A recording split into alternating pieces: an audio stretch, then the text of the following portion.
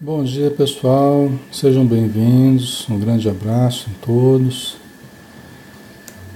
Vamos estudar, né?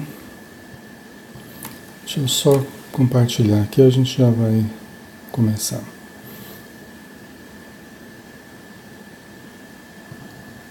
Só um instantinho. Vamos nos aproximando.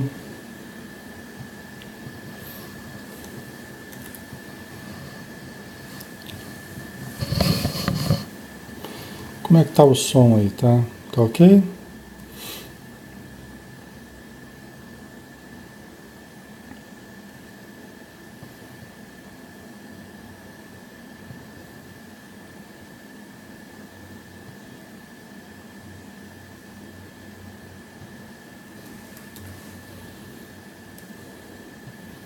Então vamos lá. Bom dia, Jussara. Bom dia, Alziane.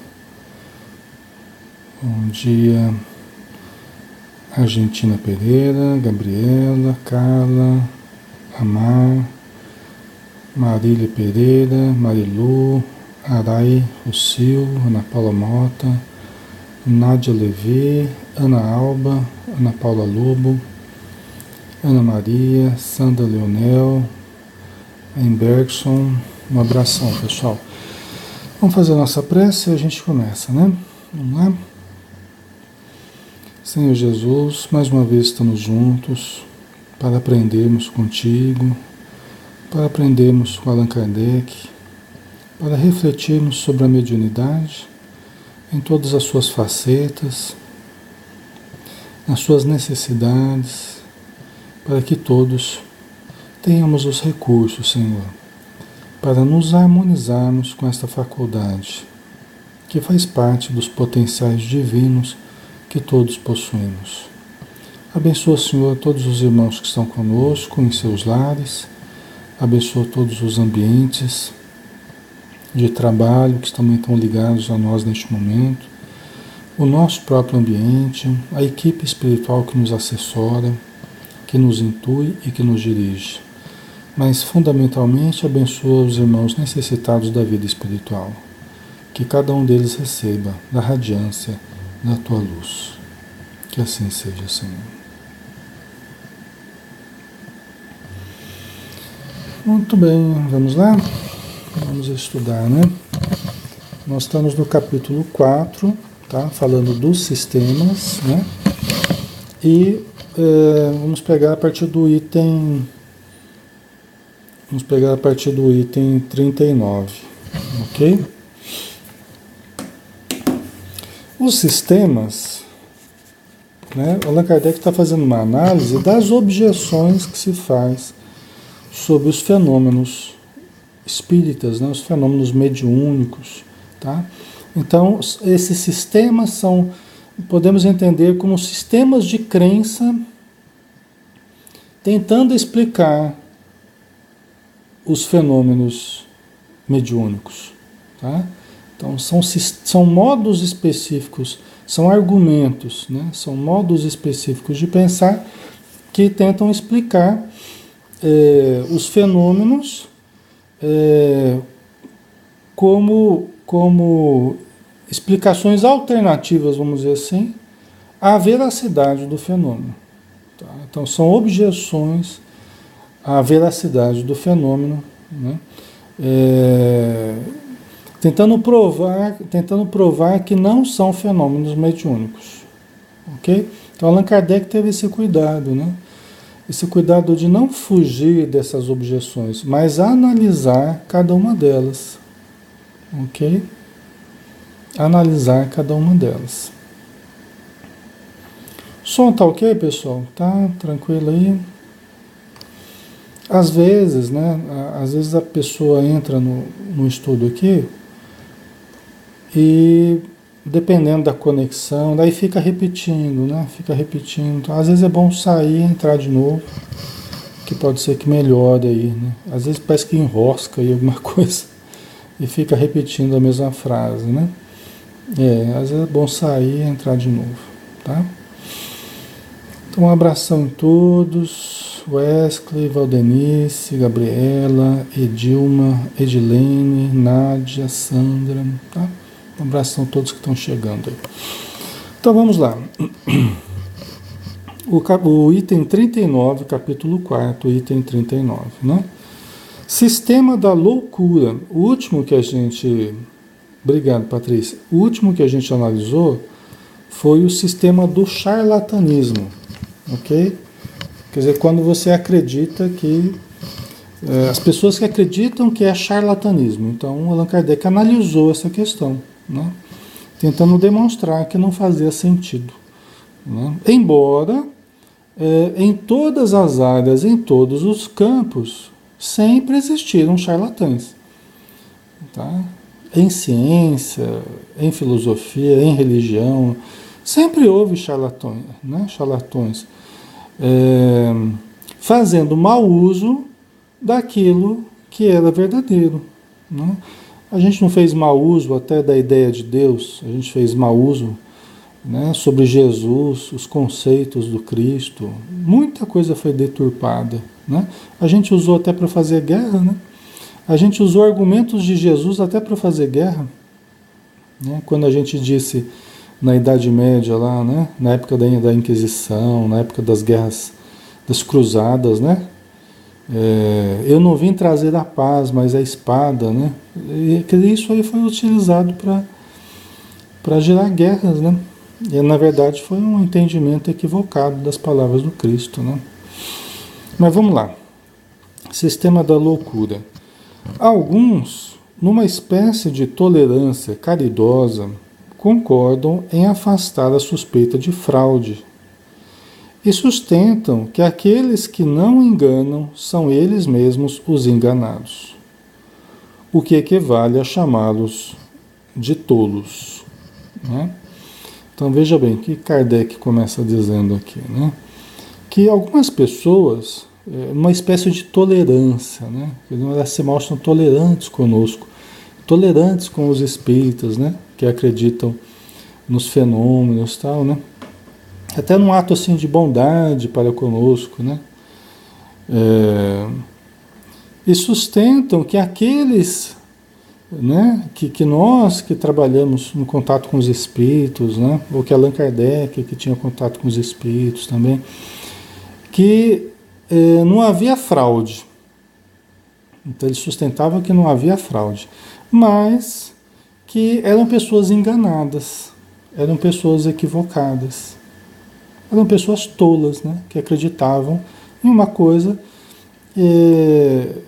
que não era real, que nós estávamos sendo enganados. Até hoje, né? Tem muita gente que usa de complacência para conosco, né? Espíritas, né? Para conosco, médiuns e doutrinadores, mas nos entendem como tolos, né? Nos entendem como pessoas que estão sendo enganadas, né? Aí ele diz assim: quando os incrédulos falam sem rodeios, declaram simplesmente que aqueles que acreditam nos fenômenos espíritas são loucos, atribuindo-se desse modo e sem qualquer cerimônia o privilégio do bom senso. Atribuindo-se, né, desse modo e sem qualquer cerimônia o privilégio do bom senso. Quer dizer, essas pessoas, elas atribuem a si mesmas o privilégio do bom senso, né? Então elas se dizem pessoas de bom senso e a nós elas chamam de loucos, né? Aliás, a história demonstra que loucura frequentemente foi tida, né? Foi usado, o argumento da loucura foi usado para explicar situações que a gente não compreendia, né? Então, tudo que a gente não compreendia, a gente chamava de loucura. Ah, mas isso é uma loucura, né?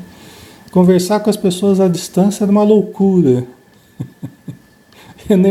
Usar energia elétrica era uma loucura, né? Voar, né, em aviões era uma loucura. Andar a determinadas velocidades, né, através de meios de locomoção era uma loucura. Computador era uma loucura, né? Então várias coisas foram tidas como loucura, né? Mas por quê? Simplesmente nós não conseguimos compreender os princípios que norteavam essa suposta loucura, né? Então os cientistas, muitos foram chamados de louco, né?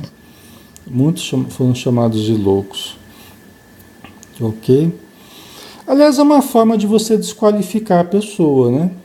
Quando você não entende uma coisa e você não quer acreditar numa coisa, aí você não encontra argumentos para contrapor logicamente, racionalmente aquela coisa, aí você tenta desqualificar a pessoa. Ah, a pessoa é um louco, é uma louca, né? Ok? Aí você desqualifica a pessoa e tudo que venha sair dessa pessoa a partir de agora não é tido como algo importante. Então eu não preciso nem me deter em analisar, porque afinal de contas a pessoa é louca.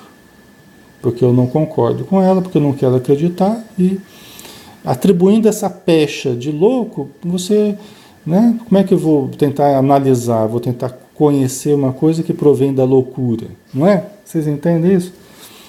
Se usou isso durante a história em vários períodos, em todos os períodos, né? Com determinadas pessoas, sempre se usou a pecha de louco para tentar desqualificar a pessoa e tudo que provenha dela, né?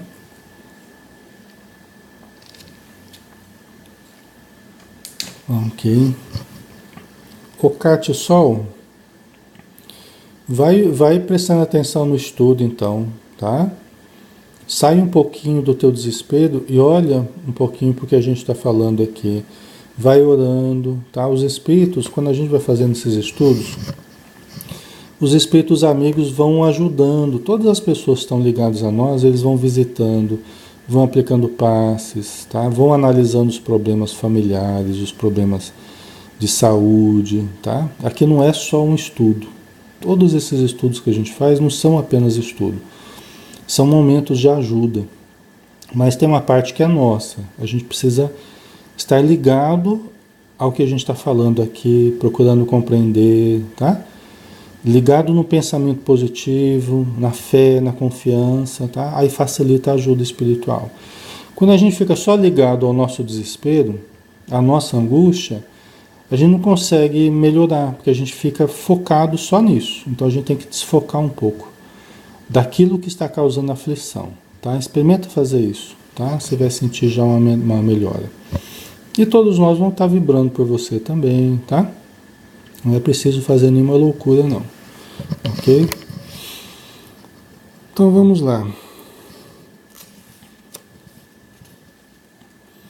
Ok? Acho que ficou claro, né? Esse começo aqui. São apenas loucos, né?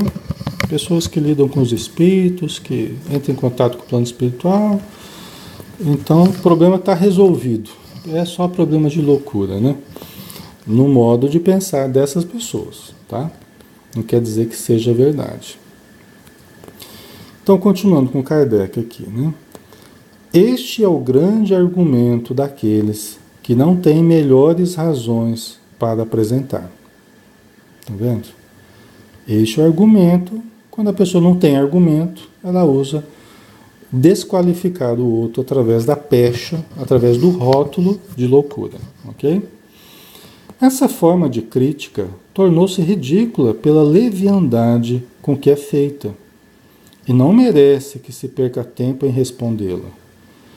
Tá certo, Kardec, né? Quer dizer, se a pessoa não quer analisar racionalmente as coisas, só quer nos desqualificar, só quer desqualificar os fenômenos, né? Tentando dizer que nós estamos loucos. Quer dizer, essa pessoa, aí no caso, ela não merece atenção, né? Até porque, como é que nós, loucos, vamos poder conversar com essas pessoas com tão bom senso, né? Vamos dizer assim. Não, vocês entendem? Se a pessoa está nos rotulando de louco, como é que nós vamos conversar com ela de uma forma racional, de uma forma coerente, né? Quer dizer, então é melhor deixar a pessoa com o pensamento dela. Porque senão, pessoal, a gente fica preocupado em convencer as pessoas.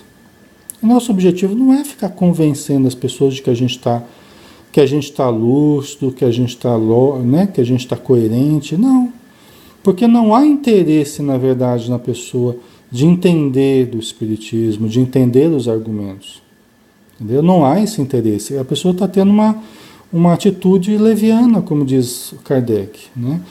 E nessa situação, quanto mais eu falo, mais eu dou força ao que a pessoa está falando.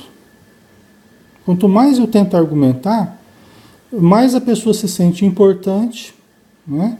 Ela acha que a opinião dela é muito importante, eu fico valorizando a opinião dela, e na verdade ela não está tendo coerência nenhuma, né? Ela não está usando a razão, né? Ok? E nem quer usar a razão, né? Então não vale a pena a gente perder tempo com essa situação, né? Você sabe que você não está louco, você sabe que, né, você está presenciando fenômenos que foram estudados, foram analisados. Você tem contato com fenômenos, você tem contato com a sua mediunidade, né? Tem muitas pessoas que veem até com os olhos abertos, que ouvem o tempo todo, que percebem, que sentem, né?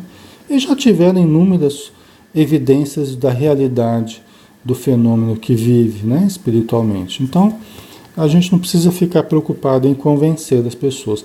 Aliás, pessoal, seria vaidade da nossa parte, assim que os espíritos explicam, tá? Seria vaidade nossa queremos ser aceitos por todos. Queremos ser compreendidos, queremos ser aceitos, queremos ser tidos de uma forma positiva por todos, é vaidade nossa. Que às vezes a nossa vaidade não aceita que a gente não seja compreendido, que a gente não seja visto com bons olhos. Vocês compreendem? Então a gente tem que aprender a lidar com isso, né? Administrar a nossa vaidade, não deixar que a nossa vaidade ganhe corpo, né? Deixando que as pessoas pensem o que elas quiserem pensar. Ah, Alexandre, mas ela está falando mal de você. Problema da pessoa. Ah, mas ela está pensando errado a seu respeito. Problema da pessoa. Não é meu. O meu problema é analisar se eu estou agindo coerente com a minha consciência, com o que eu acredito. Esse é o meu problema. O que a pessoa está falando e como ela está vendo é problema dela, não é meu. Tá? Eu sei quem eu sou, eu sei o que eu sou, eu me conheço, né? O que a pessoa vem a falar é uma questão dela. Certo ou errado é um problema dela, né? A gente é responsável pelo que a gente faz, não pelo que os outros fazem, ok? Então deixa falar, deixa criticar. Olha, pessoal, muitas pessoas, ao longo do tempo, muitas pessoas que nos criticam são aquelas justamente que daqui a pouco vão estar pedindo ajuda para a gente. Muitas pessoas que criticam o espiritismo, que criticam a mediunidade, que criticam a gente, passa um ano, passa dois, daqui a pouco ela está desesperada batendo a nossa porta. Até porque a falta de fé que ela tinha, né, acabou levando a certas situações difíceis. Aí ela vinha, né, a pessoa vem pedir ajuda para a gente. Né, e a gente compreende isso. Cada um tem o seu momento.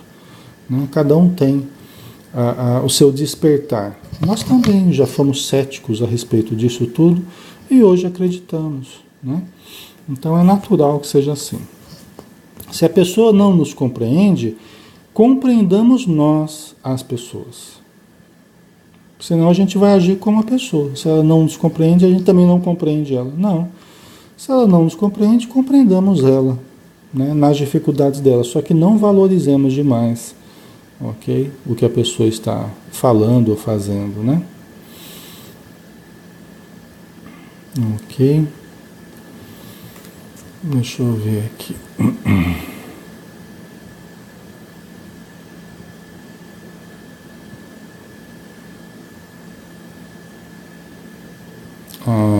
Maria Xavier. Essa é minha parente, hein, Maria Xavier? Tem muito Xavier por aí, né? Mas vamos lá.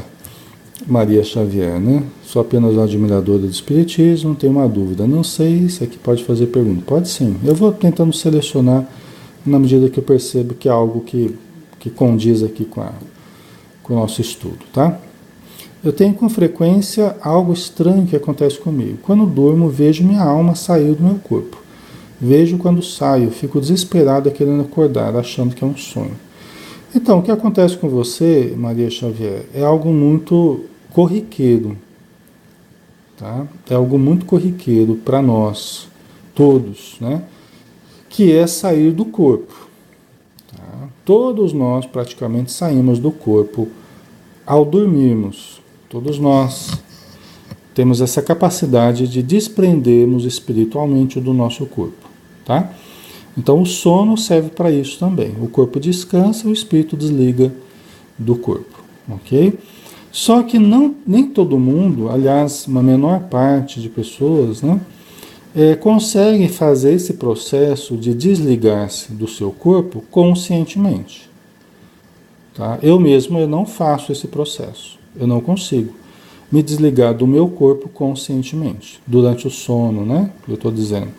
Nunca aconteceu isso comigo, eu não consigo. Isso não é uma coisa que aconteça comigo. Mas eu conheço muitas pessoas que vivenciam esse fenômeno com muita frequência. Tá? Então é algo muito natural. Só que o que acontece é assim, como é algo diferente, como é um fenômeno diferente, assim, que é estranho, né? É estranho, de repente você se vê fora, você vê o seu corpo dormindo, né? Você fora do corpo, é estranho a princípio, né? Então isso assusta. Né? Isso assusta, principalmente quando você está começando a ter esse tipo de experiência. Isso assusta. E justamente porque mexe com a emoção, porque assusta, né? Uma coisa diferente, que eu não estou assim acostumado, tá? Eu tenho que ir aprendendo primeiro a controlar a emoção. Até muitas pessoas se veem fora do corpo e aí elas querem voltar para o corpo rápido, desesperada, e não consegue também voltar para o corpo rápido, porque é um processo de ajustamento do espírito com o corpo.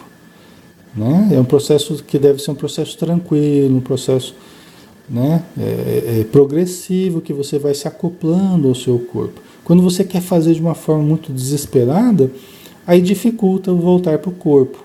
E aí a pessoa fica mais desesperada ainda, né? Não sei se é isso que acontece com você. Mas aí, o que a gente tem que fazer? Né? Ou pelo menos qual é a teoria a respeito? Né? O que a gente imagina que seja importante, já que eu não tenho propriamente essa experiência. Né? À medida que você se veja fora do corpo, tente manter a calma. Lembre disso, ó, eu estou simplesmente fora do meu corpo. Nada de mal vai acontecer, eu estou na companhia dos bons espíritos. Né? Faça uma prece, peça ajuda para eles, para você manter a calma, a tranquilidade, tá? Então vai mantendo o pensamento elevado, procura manter o controle emocional, ok? E provavelmente você vai conseguir voltar mais facilmente para o corpo ou simplesmente observar ao seu redor. Né? Pode ser que você veja até algum espírito amigo que está perto de você, ele estará te acompanhando de qualquer jeito, tá? Então isso vai te ajudar aí, né? As nossas emoções, elas atrapalham muito essas vivências espirituais, porque essas vivências, pessoal, elas não são ruins, não. Você se vê fora do seu corpo não é algo ruim, não é um problema, a não ser que a gente trate como um problema, tá?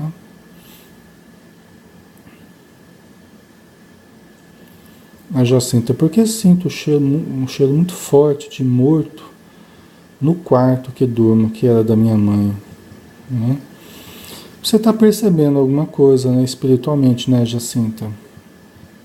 Tá? Você está percebendo esse cheiro mediunicamente, provavelmente, tá? A não ser que outros sintam também. Qualquer pessoa que entra sente, né? Aí é algo que está sendo até mais material, mas não, provavelmente você está sentindo algo mais espiritual, tá? E a sua mediunidade. E é interessante estar orando, fazendo evangelho no quarto, tá? Isso é importante, para que se tiver alguma presença ali necessitada, você possa ajudar, os espíritos amigos possam ajudar, tá? Ok?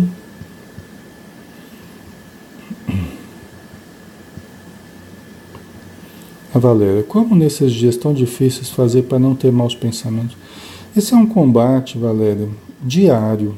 É um combate de minuto a minuto que a gente tem que fazer. Até porque ter maus pensamentos é uma coisa que a gente traz de muito tempo já. É algo que a gente traz, assim, um hábito que a gente tem, um hábito mental negativo, né? Um hábito ruim, né? E a gente só vence um hábito opondo uma mudança de hábito, né? Opondo o contrário daquilo que a gente está fazendo, tá? Então, por exemplo, no meu Face eu tenho lá um álbum de fotos lá que é só com pensamentos positivos. Então são paisagens, tal, eu coloco frases, né, com pensamentos positivos. Isso aí a gente usa para indução, para autoindução, para autossugestão. Então a gente vai mudando o modo do nosso pensamento funcionar. Por quê? Porque todos nós, inclusive eu, também sou acometido por pensamentos ruins. Tá? Então, é sinal que nós temos um trabalho pela frente. Nós temos que nos habituarmos a mudar o tipo de pensamento que a gente cultiva. É exercício, é repetição, é repetição, é repetição. Todo dia, toda hora que você puder. Tá? Aí você vai mudando o modo da sua mente funcionar. Tá? Ok.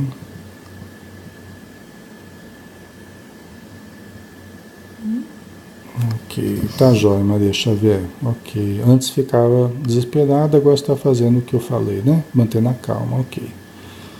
Tá jóia.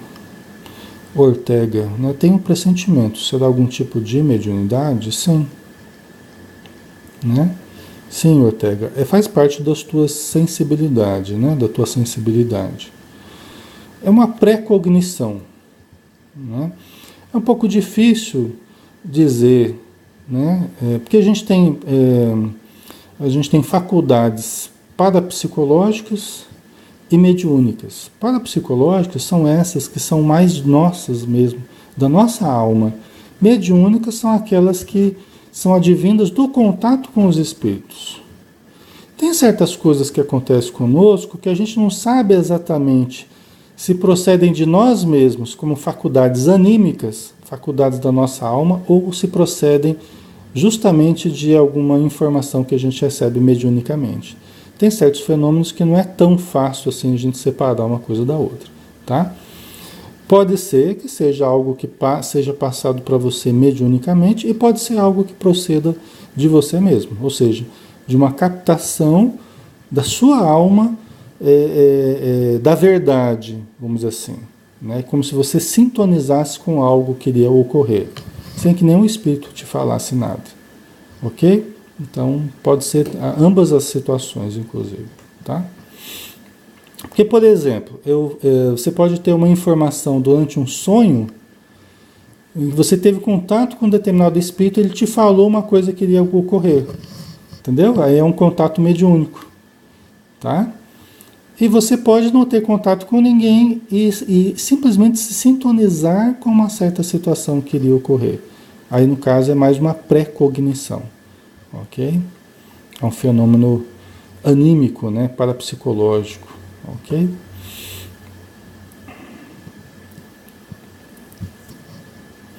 A Carla colocou: para quem não tem mediunidade desenvolvida, é difícil acreditar na existência e no contato com os espíritos. Carla, eu concordo em parte com você, tá? Eu concordo em parte com você, porque veja bem, eu fiz todo o processo do meu crescimento, do meu desenvolvimento, praticamente sem nenhum. Eu cheguei à fase adulta sem nenhum fenômeno mediúnico propriamente, assim, claro, explícito, assim, não tive nada, assim, a não ser das outras pessoas, mas não comigo, tá? eu fui estruturando a minha crença nos espíritos de um modo totalmente baseado no racional, baseado na lógica, ok? Então eu concordo em parte, porque eu entendo o que você quer dizer, né? Tem muitas pessoas que porque elas não sentem, elas não veem, então elas têm mais dificuldade para compreender. Mas isso porque elas não estudaram mais profundamente, tá? Na medida que a gente vai estudando mais profundamente, vai se abrindo ao entendimento, a gente não precisa propriamente ser médium para a gente acreditar, tá? É só uma questão de lógica, é só uma questão de bom senso mesmo, de raciocínio, tá? Ok? Então eu sou a prova disso aqui, né? Eu comecei a funcionar como médium mesmo, talvez assim, de uma forma mais explícita, assim, e ainda assim não tão clara, não. Sou médium consciente e tal. Não vejo os espíritos, não ouço claramente, não. É mais intuitivo no meu caso, né? Mas eu comecei, deixa eu ver aqui, eu acho que em torno de uns 30 anos, mais ou menos. Eu acho que com uns 30 anos. E eu estudava Espiritismo e participava da Casa Espírita, Mocidade Espírita, né? Desde 8 anos de idade. Entendeu? Então comigo aconteceu, né? Com outras pessoas acontece totalmente o inverso, né? A pessoa começa já com o fenômeno, porque tem mediunidade, né? No meu caso, foi, foi todo baseado no estudo, né? No racional e tal.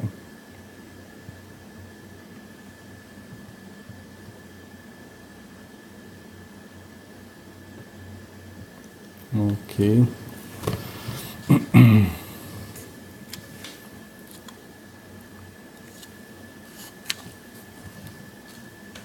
Vamos dar sequência aqui, pessoal. Vamos lá?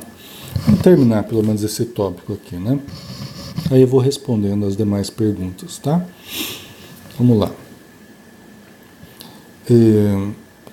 Aliás, os próprios espíritas pouco se importam com ela, né?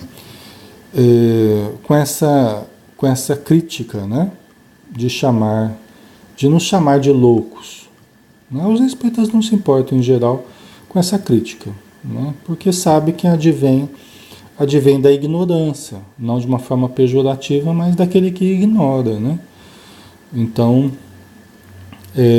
a gente não se importa com essa crítica, porque advém da ignorância, né? Quando a pessoa vem a conhecer, ela vem entender que nós não somos loucos, né? Ok? É apenas nós enxergamos de uma outra forma certos fenômenos que nos ocorrem, né, no contato com os espíritos.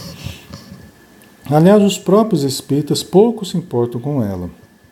Seguem corajosamente o seu caminho e se consolam ao lembrar que têm por companheiros de infortúnio muitas pessoas cujo mérito é incontestável. Né? Por companheiros de infortúnio, o Kardec ele até foi meio irônico aqui, né? Interessante, o Kardec foi meio irônico aqui, porque a gente não se importa, é que eles dizer assim, a gente não se importa com a pecha, com a rotulagem de loucos, né? Porque a gente olha ao redor e a gente vê pessoas muito boas compartilhando do nosso infortúnio. Qual infortúnio? O infortúnio da loucura, né? Então ele foi meio irônico aqui, né? Muitas pessoas cujo mérito é incontestável. Por exemplo, eu ser tão louco quanto o Chico Xavier, para mim é uma honra, né? Nessa linha de raciocínio, eu ser tão louco quanto o Divaldo Franco é uma honra, né? Ser tão louco quanto várias outras pessoas aí de renome, né? Que fizeram o bem para a humanidade, que tiveram contato com os espíritos, é uma honra para nós, né? Se isso for loucura, então eu prefiro ser louco, né? Tem aquela música do Ney Matogrosso, né? Dizem que sou louco por pensar assim, né? Mas, né? A gente sabe que não é loucura nenhuma, né? Embora possamos embora possamos vivenciar ao longo da nossa existência momentos de desequilíbrio emocional, mental, possamos, qualquer um de nós, tanto dentro do espiritismo como fora do espiritismo. Tá? Aí não é a culpa do espiritismo, nem é o fenômeno em si que procede da loucura, né? Mas é aí que aí eu posso trazer uma certa predisposição, um ambiente complicado, uma situação emocional complicada que pode me levar à deterioração psicológica, emocional, tá? Mas aí é outra questão, não tem a ver com o espiritismo, tá?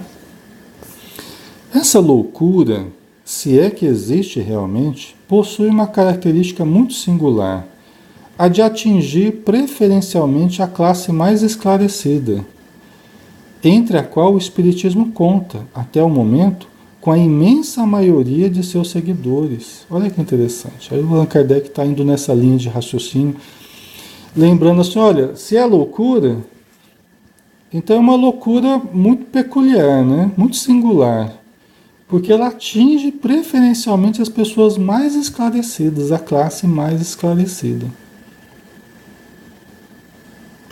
Vocês estão entendendo? Né? Quer dizer, ele está, né, colocando a coisa de uma forma, né, a entrar nessa linha de raciocínio, né, mas demonstrar o ridículo desse raciocínio. Né? Porque atinge preferencialmente, e até hoje, né, o Espiritismo ele atinge as classes mais esclarecidas, predominantemente as classes mais esclarecidas. Tanto que nas universidades o espiritismo é dos locais onde ele é mais aceito, né? Então a gente vê as pessoas com curso superior, por exemplo, em termos de proporção, o espiritismo ter um alcance grande nessa classe, né, de pessoas que têm curso superior, por exemplo. Não que isso signifique que uns são melhores do que outros, não. É só uma questão de análise, né, do nível de conhecimento que as pessoas tenham, do nível de esclarecimento que elas têm e da aceitação que elas têm do espiritismo. Tá? É uma coisa interessante da gente analisar. Por quê? Porque durante muito tempo, e eu já ouvi muito isso, durante muito tempo se falou que o espiritismo era coisa de ignorante. Tá? Que esse negócio de acreditar na influência dos espíritos era coisa muito antiga, que em todos os povos se acreditava, tipo assim, que era coisa que não valia a pena, porque era coisa do passado, era coisa muito antiga, né?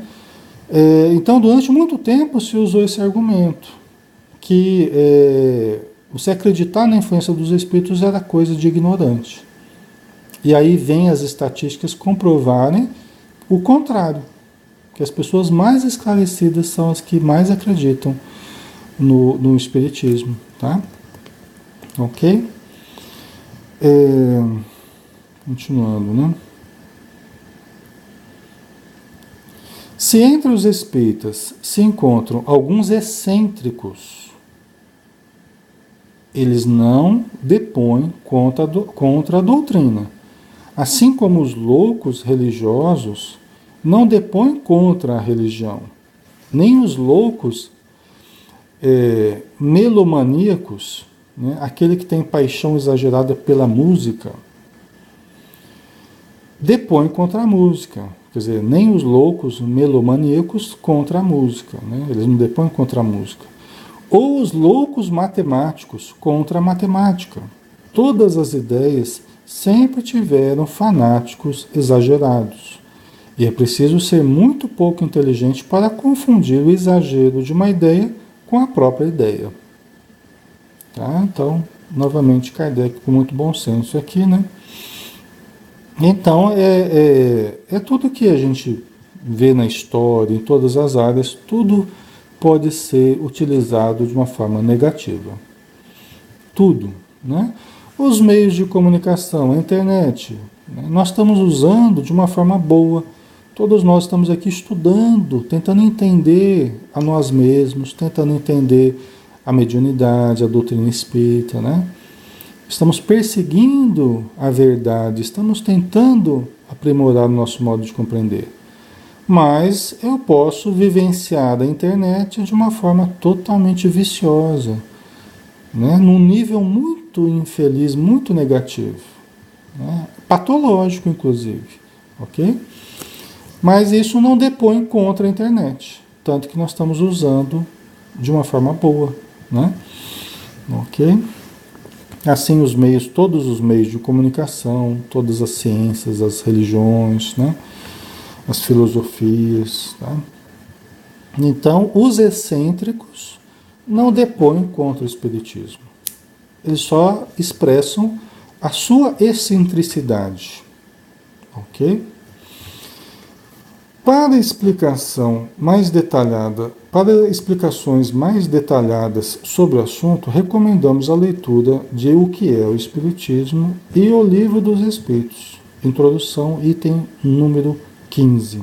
Tá? Aí vocês dão uma olhadinha lá para fazer a ponte aí com o que o Kardec está colocando no Livro dos Médiuns, né? Quer dizer, o que é o Espiritismo e o Livro dos Espíritos na introdução, item número 15. É uma própria sugestão do Kardec aqui, tá? Ok? Certinho? Deixa eu ver o que vocês colocaram aqui para eu responder para vocês, né?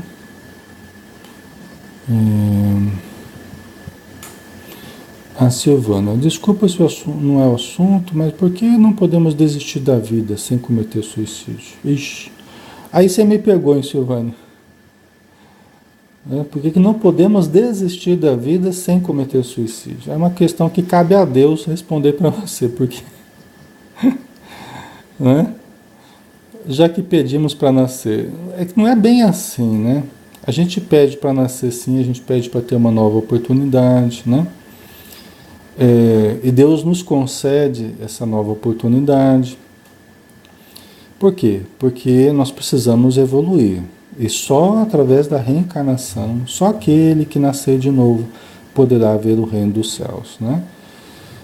Tem que nascer da água e do espírito e tal. Quer dizer, a reencarnação, né, é a porta para a nossa evolução. Todos nós evoluiremos. Então, todos nós teremos que reencarnar.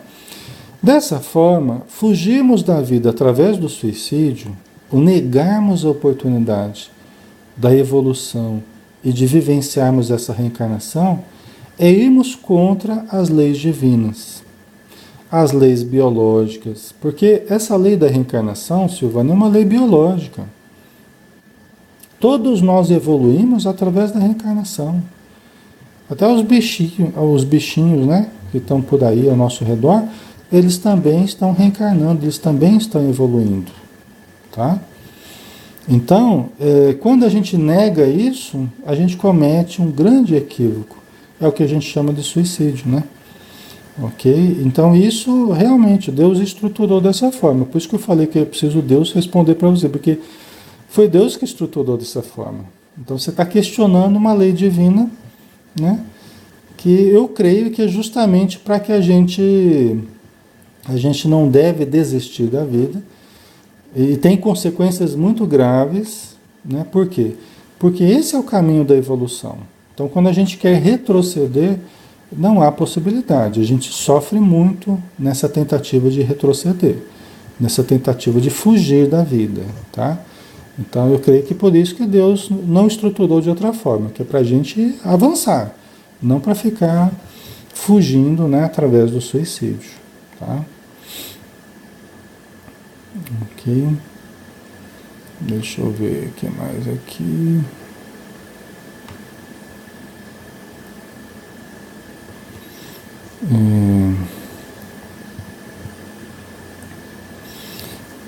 A Genesi colocou, tem uma dor, entramos em desespero diante da dor, da saudade do desencarnado, meu filho. Esse desespero atrapalha meu filho no plano espiritual? Sim, Genesi, tá? Atrapalha. Você ficar cultivando esse desespero atrapalha, sim. Tá? Você ficar lembrando do seu filho, cultivando esse pensamento aflitivo, né? Baseado na aflição, no desespero, atrapalha ele, sim. Tá? Se ele não está bem, isso faz com que ele fique pior. Se ele está procurando ficar bem, ele sofre em ver que você está mal. Entendeu? Então vamos pensar assim, se ele não está bem, eu preciso ajudar para que ele fique bem. Então eu preciso orar por ele, eu preciso mandar boas vibrações, não é? E se ele está bem, por que eu me desespero se ele está bem? Ok? Então usa esse raciocínio. Se ele não está bem, eu preciso ajudá-lo. Né? Eu preciso mandar boas vibrações. Se ele está bem, eu preciso eu me ajudar, porque não há motivo para eu ficar mal. Né? Eu preciso me alegrar pelo fato de ele estar bem. Né? Então você percebe que em qualquer caso, eu preciso estar bem, porque não há justificativo para eu ficar mal. Tá?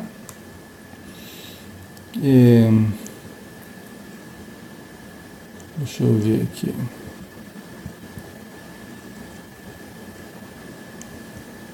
Vanessa Serino. Como saber que nossa mediunidade é de prova ou natural? Vanessa, eu sinceramente, eu não vejo muito benefício em você saber isso. Aliás, eu não vejo muita facilidade em você distinguir isso, tá? Ok? Não vejo muita facilidade em você distinguir, em você ter essa informação, você saber explicitamente. E se alguém vier para você falar, não, sua mediunidade é de prova, sua mediunidade é natural, sua mediunidade é missionária, ninguém vai chegar e vai falar isso para você. E se falar, você já desconfia, porque não há nenhum benefício em você saber disso. O benefício que há é você olhar qual o instrumento que você tem. Você tem mediunidade? Então, o que eu devo fazer com esse instrumento? Eu devo trabalhar, só isso, entendeu? Tem certas classificações que elas não servem para muita coisa. Particularmente o meu modo de entender, tá? Você pode entender diferente, eu respeito.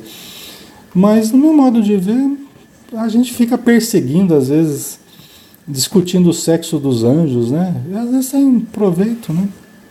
Tá? Então vamos olhar para a necessidade e vamos olhar para o recurso que nós possuímos e vamos trabalhar, só isso, né? Depois você vai ficar sabendo no plano espiritual o que era, que tipo de situação você vivenciava e tal, né? O mais provável é que a mediunidade para nós, ela tem um cunho ainda muito provacional, muito expiatório, muito ligada a erros cometidos no passado. Tá? A maioria de nós vivencia a mediunidade ainda muito para pagar dívidas do passado. Isso eu posso dizer tranquilamente para você. Tá? A Valéria, desde pequena descobriram minha mediunidade, mas eu não desenvolvi. Tem algum problema para mim?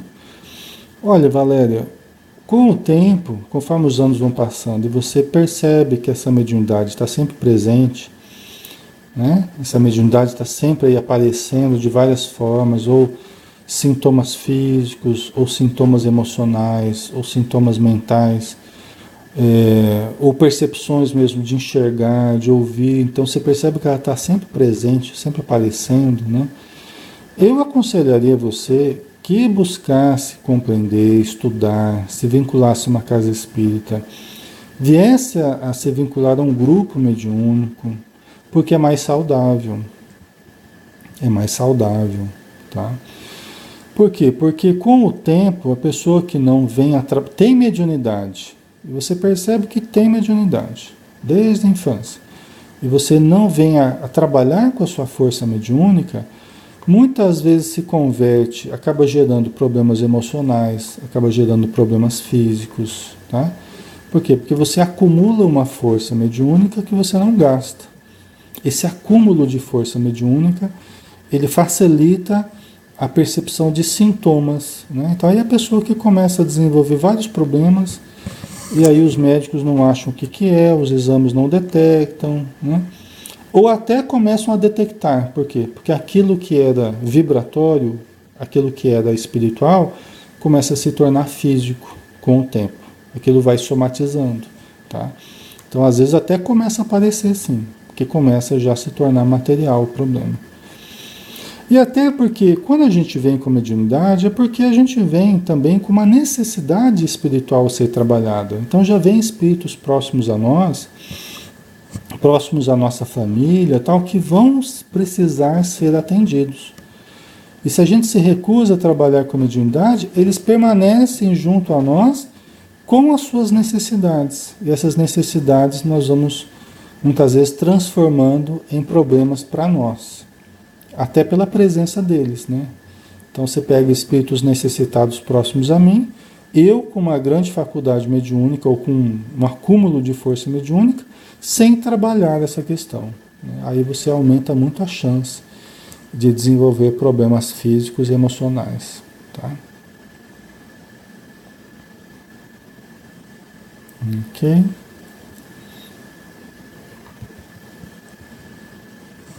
Certo.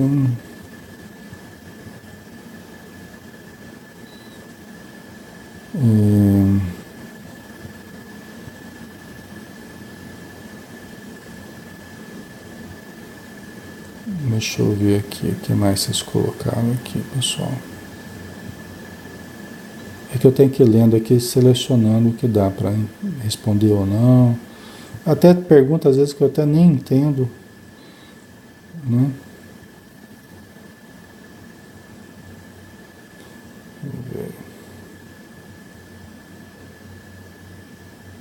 Carla, essa é uma pergunta que eu nem entendi. Como saber se é intuição ou autossugestão? Não entendi. A respeito do que você está falando, Carla? Como saber se é intuição ou autossugestão? Não entendi. Me explica melhor aí, a respeito de qual situação específica, né? Porque aí eu tenho que saber qual a situação para poder analisar, né? Aí a Sandra Leonel pergunta excelente do Alexandre Nobre. Qual a pergunta? Eu estou tentando achar que não achei. Do Alexandre Nobre. Qual a pergunta? Coloca de novo, por favor, para mim. Ah, falou dos dragões, né? É isso? Não sei nem se é uma pergunta, né? Bom dia, irmãos. Muito falam dos dragões, espíritos extremamente comprometidos com as trevas, mas de muita sabedoria. Porque se eles tão sábios se comprazem com o mal, eu acho que aí, veja bem, em parte pode haver um certo exagero, né? Pode haver um certo exagero, Alexandre, né? Com relação a esses espíritos infernais, né? Esses espíritos trevosos, né? Que eles chamam, entre aspas, de dragões, né? Que seriam esses espíritos que têm uma certa liderança, muita liderança, né? Nas regiões inferiores, né? A sabedoria, de fato, é a união do conhecimento com o amor. Então, nesse sentido, não são exatamente espíritos sábios, tá? Nesse sentido, né? Porque a sabedoria, de fato, é a relação do conhecimento e do sentimento, do equilíbrio perfeito da razão, do amor, do sentimento, tá? Coisa que eles não têm. Okay? Eu converso com muitos espíritos infernais, espíritos assim de uma condição muito infeliz, né? Que estão há séculos nos planos inferiores, dominando, liderando, né? Converso muitas vezes com espíritos assim, tá? E a gente vê que são muito inteligentes, é uma coisa, sábios é a outra, tá? São espíritos muito astutos, né? Que tem um conhecimento de história, tem um conhecimento de filosofia, tem um conhecimento das questões fundamentais, né? Então tem muito conhecimento, mas não propriamente sabedoria, tá? Então eu penso dessa forma, né? Por isso se comprazem com o mal, porque quando você tem pessoas que cultivam apenas a razão pura, como os espíritos na obra do André Luiz colocam, os cultivadores da razão pura, eles geralmente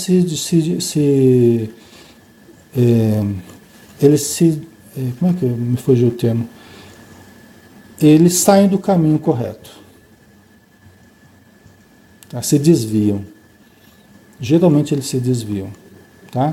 Quem cultiva a razão pura sem a luz do sentimento, se desvia. Esse é o problema.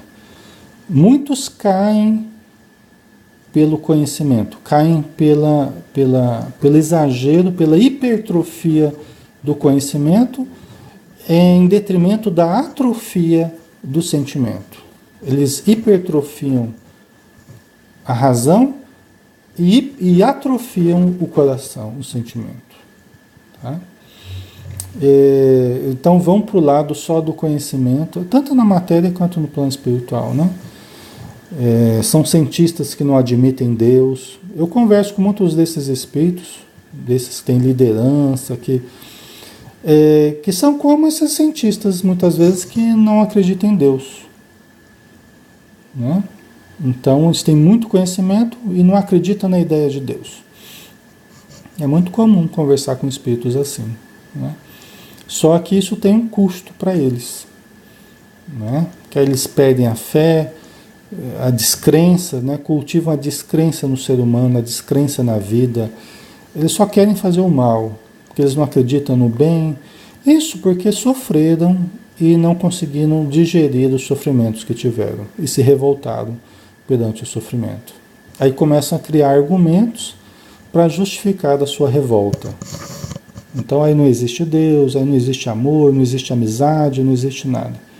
Tudo para justificar a sua revolta, para justificar o porquê que eles se mantêm nessa postura. Tá? Não sei se eu respondi, mas é o que eu penso a respeito. Tá?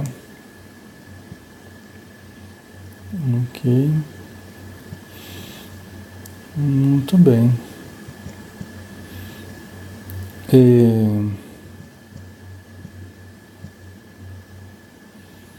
Vamos finalizar então, né?